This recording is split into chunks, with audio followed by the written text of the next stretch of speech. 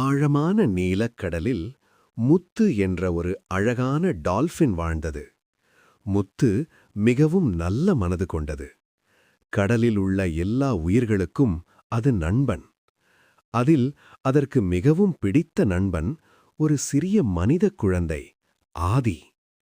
ஒரு நாள் ஆதி கடலில் விளையாடிக் கொண்டிருந்தபோது ஒரு பெரிய அலை அவனை தூரமாக இழுத்து சென்றது. ஆதி பயந்து அழுத்தான். அந்த அழுகுரல் கேட்டதும் முத்து வேகமாக நீந்தி வந்தது.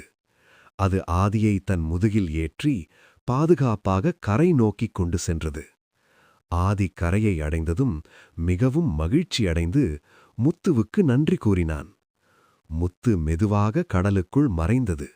ஆனால் அந்த நாளிலிருந்து ஆதியின் மனதில் நட்பு என்றால் முத்து. சப்ஸ்கிரைப் பண்ணுங்க, கதை கேளுங்க.